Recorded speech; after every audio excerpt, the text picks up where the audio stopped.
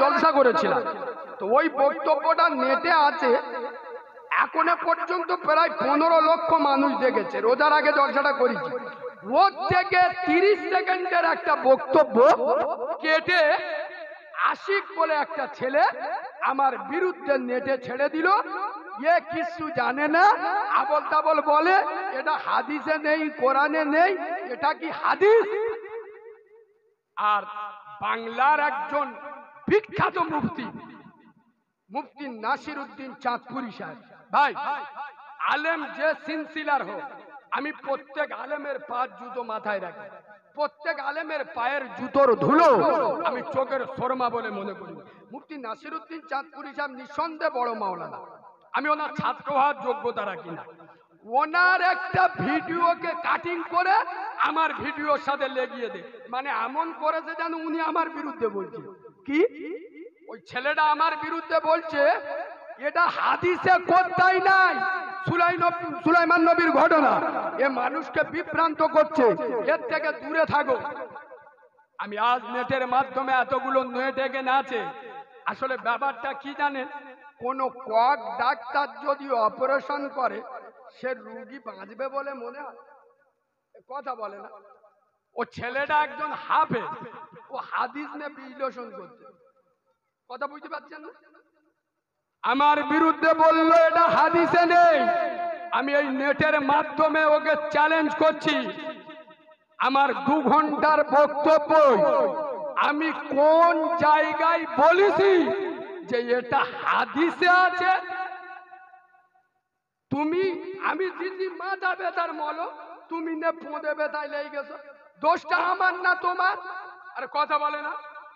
আমি একবারও বলিনি এটা হাদিসে আছে। আর তুমি আমাকে প্রশ্ন করতে পারতে যে এটা এই যে ঘটনাটা তুমি বলেছো এটা কোথায় আছে, কথা বুঝো, এটা কোন কিতাবে আছে? পৃথিবীর তো আমি প্রথম ব্যক্তি নয় যে এই ঘটনাটা বলেছে, বড় বড় আলেম মাওলানা মুফতিরা বলেছে। তার দলিল আমি কোন মাওলানা মুফতিকে রাখছি না, আমি কোথায় পেয়েছি সেটা বলবো। কিন্তু তুমি তো আমাকে এটা বলো নাই যে তুমি কোথায় পেয়েছো, তুমি আমার বলছো এটা কি হাদিস? এটা হাদিসে নেই। এ মৌলবি জানে না, এ কিচ্ছু জানে না, এটা হাদিসে নেই। রাসূল বলেছে যেটা আমি বলিনি সেটা যদি আমার নামে কেউ বলে সে জাহান্নামী। এই বক্তা থেকে আল্লাহ আমাদের হেফাজত করুক। মানে আমার ওয়াজ শুনলি সে বেঈমান হয়ে যায় এমন ভাবে বলে। আমি বলছি আমি কি বলিছি যে এটা হাদিসে আছে? কোথায় আছে শুনে নাও। এই কিতাবটার নাম কি, আমি কোথায় পেয়েছি? কিতাবটার নাম হলো নাফাতুল আরাব। কোথায় পাবেন? যে কোনো খারিজি মাদ্রাসায় চলে যান, খারিজি মাদ্রাসায় একটা জামাত আছে, কাফিয়া জামাত। 1 2 3 4 তো খারিজি মাদ্রাসা, কাফিয়া, মুক্তাদা, সরদামি, মেসকাত এরকম জামাত আছে। তো এই কিতাবটা কাফিয়া জামাতে পড়ানো হয়। কিতাবটার নাম কি? নাফাহাতুল আরব। লেখক কে? মাওলানা ইজাদ আলী সাহেব। ইনি কে?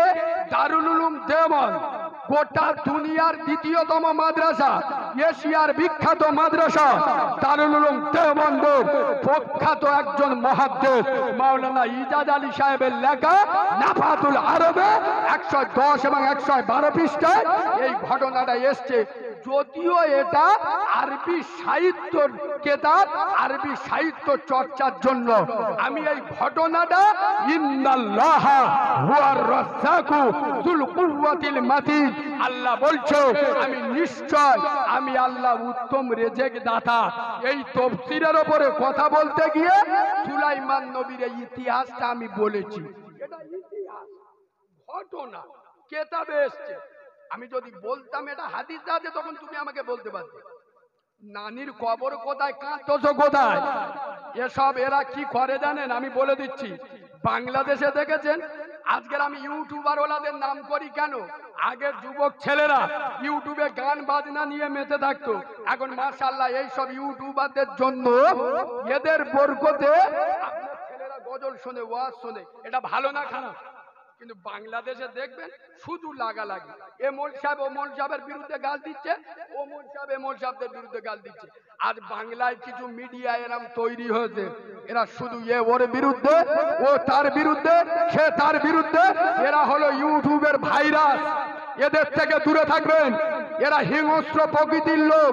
আমি নেটের মাধ্যমে বলে দিচ্ছি, ও ছেলের জানা নেই, ওর ওস্তাদরা আমার জন্য দোয়া করে, ও যাদের কাছে পড়াশোনা করেছে তারা আমাকে ফোন করে ছেলের মতো ভালোবাসে, বলে কারিমুল্লাহ আগে বাড়ো, আল্লাহ তোমার বলার হিকমত দিয়েছে।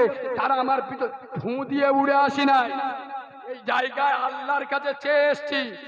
বাংলার লক্ষ কোটি পীর বুজুর্গ, পীর জাদা, আলেম উলামাদের দোয়া নিয়ে চলি। ভাববেন না ফু দিয়ে উড়িয়ে দেবো। 6 বছর বয়স থেকে আল্লাহ ওয়াজ করাচ্ছেন, খোদার কসম আমার হাজারো বক্তব্য আছে। আমি কোনদিন কোন আলেমের বিরুদ্ধে, কোন সিলসিলার বিরুদ্ধে আমি জীবনে বলি না। কেন? আমাদের এক হতে হবে। কোরআন বলেছে ওয়াতাসিমু বিহাবলিল্লাহি জামিআন ওয়ালা তাফাররাকু, তোমাদের মধ্যে মতনৈক্য হয় না, দলে দলে বিভক্ত হয় না, এক জায়গায় এসে যাও।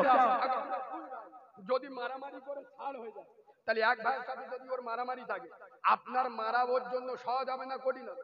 তাহলে আপনার মারলি তো আপনার ভাই আসবে না, তাহলে ও আপনাকে পিষে দেবে না? তবলিগদের মারলি ফুরফুরারা যায় না, ফুরফুরাগা মসজিদ ভাইলি তবলিগরা যায় না, আলে হাদিসের গাল দিলি জামাত ইসলামীরা যায় না। তাহলে ইসলামের দুশ্মনদের ইসলামের উপরে অ্যাটাক করা সহজ হবে না কঠিন হবে? এদের এই সব নিয়ে ভিডিও নিয়ে ও মোল সাহেব কি করেছে, আগে ফোন করে বলতে তুমি কেন বলেছো জিবরাইলি চোখ বুলু হয়ে যায়? কি কাওরা এরা নেটে যারা আমার বিরুদ্ধে নেটে উল্টো পাল্টা লেগে, আমি নবের মেম্বারে বসে বলছি, এদের মুনাফিকের রক্ত। কথা বুঝলে না? আগে জানো রাসূলুল্লাহ বলেছেন মুনাফিকের সব থেকে বড় লক্ষ্য যেটা শুনবে সেটা বিশ্বাস করে